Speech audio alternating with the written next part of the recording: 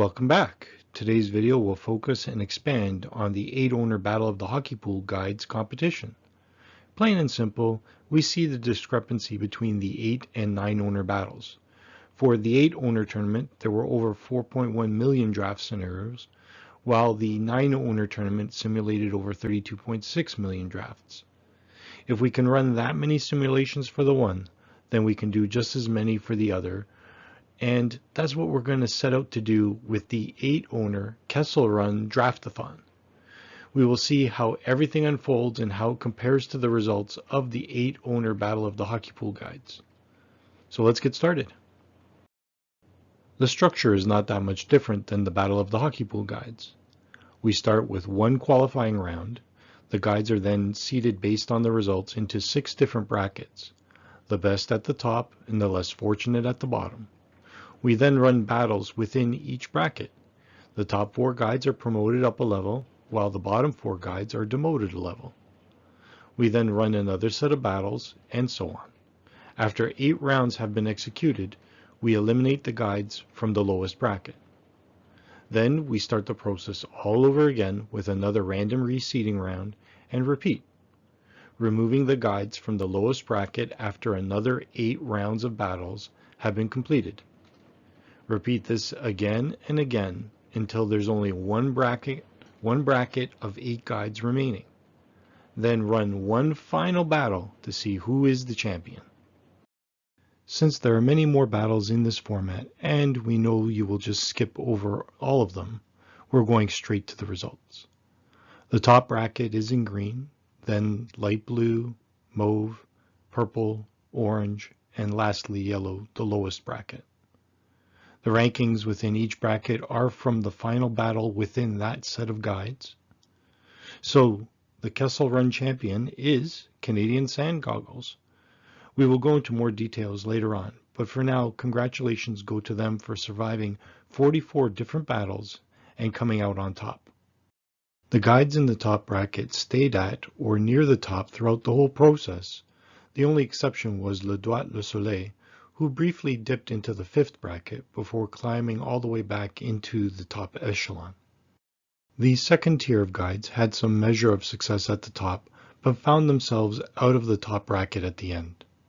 Left Wing Lock, Ultimate Pool Preview, and Chrome Aggregate Projections could make a case that they should have remained in the fight for the title, but it didn't work out that way. The third tier of guides jumped around quite a bit. Some were able to reach the top, but didn't stay there for very long. Some would fall to the lower levels, but would return to the middle ranges. The results for the 4th bracket were similar to those of the 3rd level. Success could be had, but it wasn't sustained against better guides and lists. The second to last tier of guides were not as successful. None of them even visited the top bracket, although there were 4 who had short stints in the 2nd tier.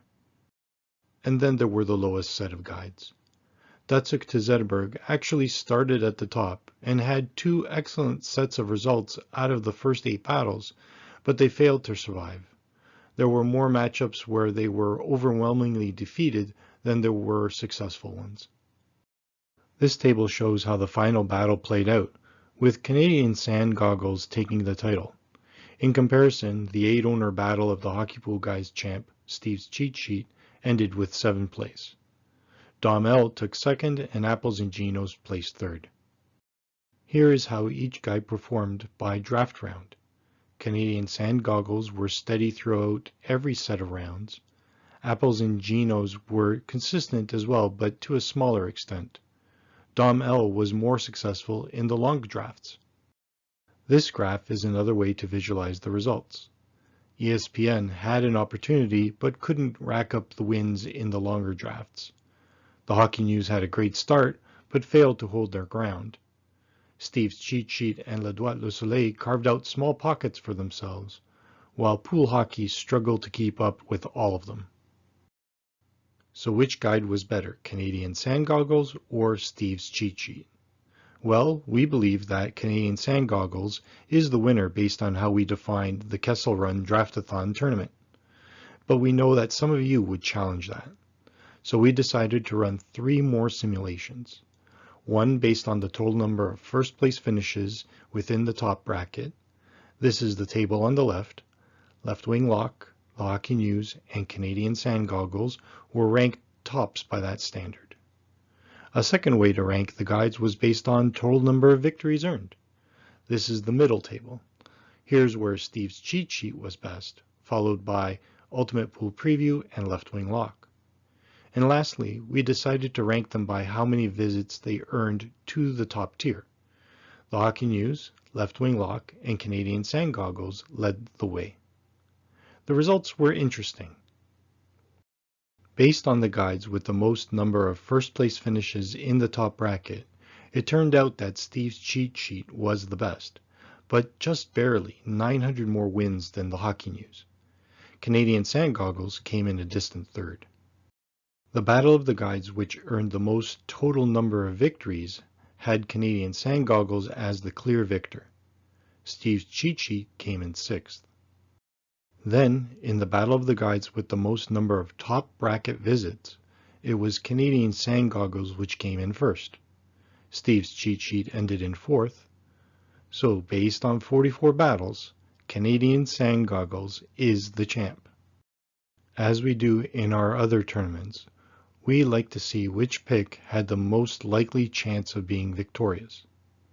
After running over 41.2 million scenarios, having one of the top 3 selections gave you a 55.3% chance of victory.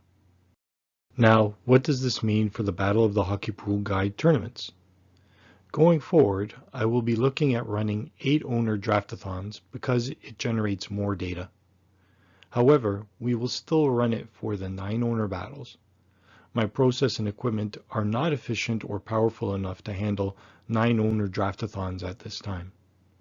It was also good to validate that each of the 8-owner Battle of the Hockey Pool Guide finalists were found within the top or second tier brackets in the draft-a-thon. I have confidence that it is a worthwhile measure for the 9-owner battles until we can simulate more drafts in the same amount of time. We are actively working on another video to see who was best for each draft length, so stay tuned for that. But until then, I hope you have a great summer.